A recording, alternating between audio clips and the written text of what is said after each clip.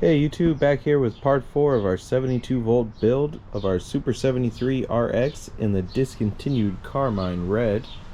It's a beautiful day in Southern California, so the first thing we're going to do is clean this bike. Be right back. And just like that, she's clean. We got a clean bike. I'd like to thank everyone for getting us up to 100 subscribers. That was cool to see. What we're going to be doing today is we're going to be putting together the back wheel.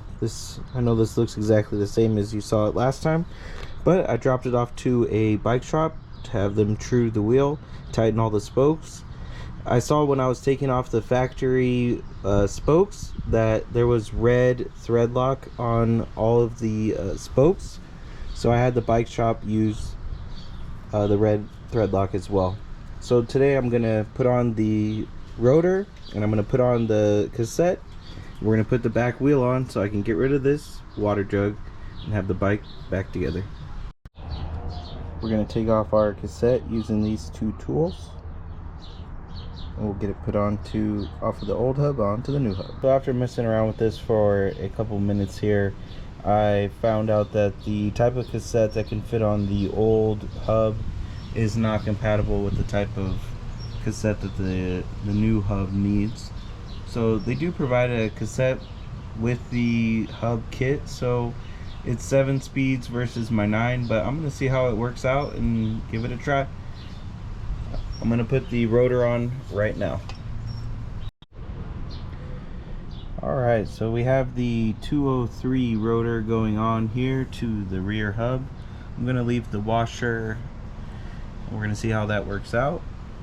We'll have this on in a second. We've got our rotor on. We got a 203 millimeter on the back. We left the washer on. It seems to have plenty of clearance. We're gonna run it like this. I'm going to put the mounting plate on for the other side, and we're ready to go. In order to make the washers fit, I had to grind down this side. The bent washer on the cassette side I left pointing towards the cassette, and there's actually enough clearance where there's no issue there. So that's how you're going to be able to get the mounting plate secured. I'm going to put on the center strip right now. Shouldn't have any problem lining that up because we are using the stock Super 73 wheels. Right, we've got the tire liner on. It just velcros. Just start at the valve hole and end at the valve hole, and you'll be fine on that. But we've got the wheel ready for the tube and tire. I'm gonna put the original Grizzlies back on just for a little bit. We're gonna wear them out, and then we'll switch to a motorcycle tire. Okay, so I got the tire, the wheel, everything back on. It was pretty easy to get on because everything is just original size. Now, in order to set this bead, what I'm going to do is I'm going to pump the wheel up to probably, I don't know, 60 or more psi. Once that bead pops, I'll let the air pressure down. It's too noisy to show, but that's the plan. It took 39 psi for the beads to lock on both sides. 39 psi definitely isn't too much for the wheel. The wheel states right on it 36 is the max psi. So going a few over to lock the bead easily isn't a big deal. A lot of people say you gotta baby oil, soap sud, or oil it. Not the case. Just pump it up a little bit higher than the recommended spec and then air it back down to your desired riding pressure. Gonna put this wheel on the bike. Alright, so when you're putting on your wheel, the things that you want to look for is the directionals on the rotor is going to be pointing in the right direction, and that needs to match up with the directional on the wheel. So you want the rotors to be installed in the correct direction. Just look at the arrows. They need to be pointing towards the direction of the front of the bike on the respective sides. The other thing you want to make sure is that both of your mounting brackets are in the same orientation. That one's pointing down, this one's pointing down, so they're pointing on the same, they're parallel to each other, so that way we can slide it into the mounting slots on the wheel, on the frame for the wheel. Oh yeah, and don't forget about the locking bolt on the mounting plate here. Almost forgot to put mine on.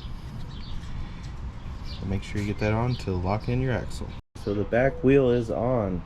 I'm not really happy with the way that this chain is going so close to my tire here. Doesn't look like I'll be able to use all of the gears. I'm thinking about going to a Shinko 3-inch tire after this, so maybe that will solve the issue of it being so close to the tire. I'm not sure. I'm just going to leave it alone for now. I don't think I really need the pedal kit that much. It's just it'd be nice to have it working, but I'll have plenty of range with the new battery. And so when I first got the 72 volt Saviton controller, I had high hopes of being able to fit it underneath where the stock controller was.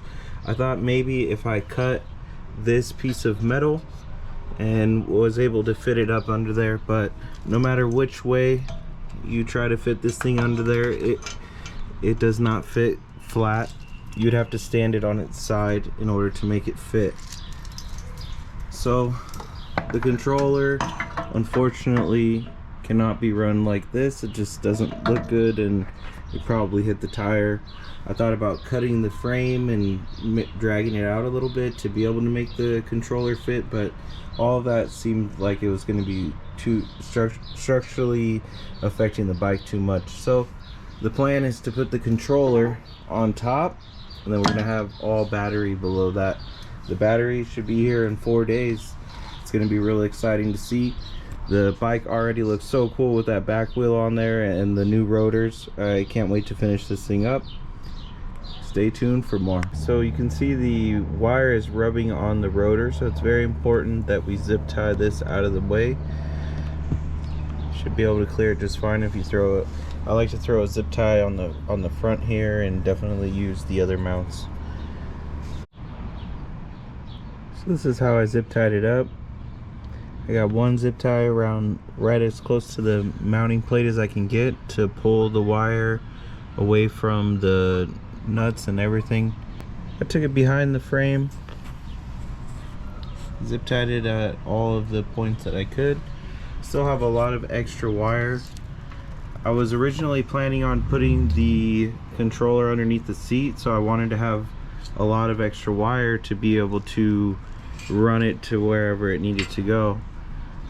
Still is going to be able to work out. I'll just have to run it up here. Where I'm going to put the battery is all right here, and the controller is going to go on top. Then I'll have another super shark pack is what they call them. So I'll have about 71 amp hours of battery, which is going to be able to take me really far, so I'm excited about that. I'm loving the way the back wheel looks with the new Magura rotors. I think I'm going to take the front wheel off and get the front one on. Before I flip this thing over, I better secure the enclosure. I haven't had time to bolt it up yet, because when Custom e-bike originally sent it out, they didn't send me the hardware. The hardware finally came in, so now it's time to bolt it up. The Custom e-bike hardware kit came with the wrong size washers. Most of them were large enough to fit, but 3 of them weren't, so now I'm short 3 washers. Thanks, Custom e-bike. I was able to find some washers. They're not exactly the same, but they'll get the job done. I usually pop off the end caps before I flip it. So I've got both end caps off, and we're about to take off the front wheel by flipping the bike over. This is crazy. I know this is the same video, but I washed my bike 2 days ago now. Look at all the water that came out when I flipped it over. It's crazy that these frames don't drain as well from these plugs as you would hope they would. We gotta take these rubber caps off. But yeah, we got the bike flipped over. We got the first bolt off. We take these 2 Allens out, and the wheels should pop right off. And we're just gonna change the rotor and slap it right back on. Nothing to it. So we've got the front wheel off, and we're about to change out the original rotor to the new rotor. We got the front wheel back on. We've got the back wheel on. We've got a good looking bike here. Alright, that's it for this video. Thanks for subscribing, and tune in next time.